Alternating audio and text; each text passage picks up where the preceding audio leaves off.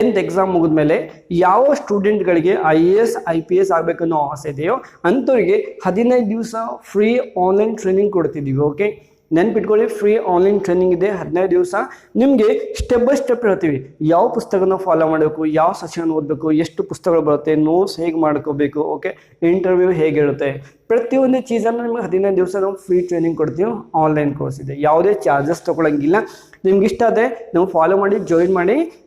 10th exam ಮುಗಿತಿದ್ದಾಗೆ ನಾವು start ಮಾಡ್ತಿದ್ದೀವಿ. Okay, so ಯಾವ್ದು ಇಂಟ್ರೆಸ್ಟ್ ಇದೆ ಕಾಮೆಂಟ್ ಮಾಡಿ. ನಾವು ಯಾವ ಪುಸ್ತಕನ ನೀವು ಪರ್ಚೇಸ್ ಮಾಡಬೇಕು, ಹೇಗೆ ಓದ್ಕೋಬೇಕು, ಪ್ರತಿ ಒಂದ್ರ ಬಗ್ಗೆ ನಾವು ನಿಮಗೆ ಸಹಾಯ ಮಾಡ್ತೀವಿ. ಓಕೆ, ಸೊ ನಾನು ಹೇಳಿದೆ, ಯಾಕೆಂದರೆ ಎಷ್ಟೋ ವಿದ್ಯಾರ್ಥಿಗಳಿಗೆ ಬರೀ ಬೇಸಿಕ್ ಚೀಸ್ ತಿಳ್ಕೊಳ್ಬೇಕು ಅಂದರೆ ತುಂಬ ಒದ್ದಾಡಬೇಕಾಗುತ್ತೆ.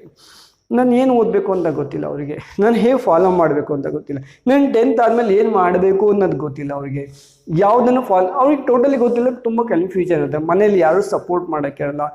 ಎಷ್ಟೋ ಜನ ಟೀಚರ್ಗಳಿಗೆ ಲೆಕ್ಚರ್ ಕೂಡ ಅವ್ರಿಗೆ ಹೇಗೋ ಫೀಲ್ ಆಗುತ್ತೆ. ಅವ್ರಿಗೆ ಏನಪ್ಪ ಕೇಳಬೇಕು, ಅವ್ರು ಹೇಳೋದಿಲ್ಲ, ಅವ್ರು ಹೇಳೋ ಕೆಲವು ಸಲ ಗೊತ್ತಿರೋದಿಲ್ಲ ಅವ್ರಿಗೆ.